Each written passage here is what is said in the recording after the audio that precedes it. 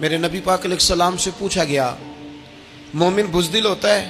حضور نے فرمایا ہو جاتا ہے، کبھی یہ غلطی آ جاتی ہے۔ حضور مومن کنجوس ہوتا ہے؟ فرمایا کبھی ہو جاتا ہے۔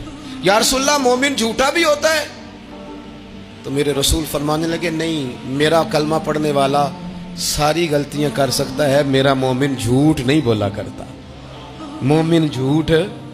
ابو سفیان کو کیسر روم نے، ہرکل نے اپنے دربار میں کھڑا کر کے کہا ابو سفیان ابھی کلمہ نہیں پڑھتے تھے، تمہارا کوئی رشتہ ہے نبی پاک سے جنہوں نے مجھے بھی خط لکھا ہے کہ مسلمان ہو جاؤ؟ کہنے لگے ہاں میں چچا ہوں رشتے میں۔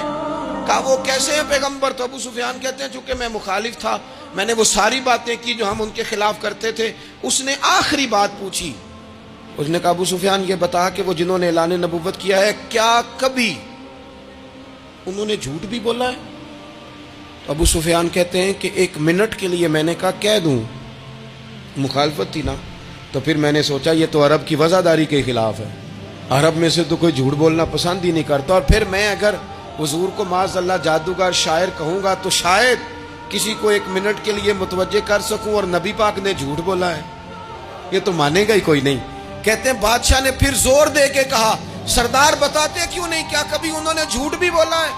ابو سفیان کہتے ہیں میرے ہاتھ میں چھڑی تھی، میں نے زور سے زمین پہ ماری، میں نے کہا وہ میرے رشتے میں بھتیجے ہیں، میری سخت مخالفت ہے، میں ان کے خلاف میدانوں میں نکلتا ہوں، جنگیں لڑتا ہوں، کبھی وہ غالب آتے ہیں کبھی ہم آتے ہیں، لیکن میرے سامنے وہ پیدا ہوئے، میں نے ماں کی گود میں بھی دیکھا، دادا کے کندھوں پہ بھی دیکھا، چچا کے گھر میں بھی دیکھا، سیدہ خدیجہ الکبریٰ کا دولہا بنے بھی دیکھا، ان کی 4 بیٹیاں ان کی گود میں کھیلتے دیکھی، اعلان نبوت کرتے دیکھا، لوگوں کو مخالفت کرتے دیکھا، میرے سامنے ان کے مقدس بال سفید ہوئے، میرا اختلاف اپنی جگہ پر بادشاہ میں قسم اٹھا کے کہہ سکتا ہوں اس محبوب کی زبان سے جب بھی نکلا ہے حق اور سچ نکلا ہے۔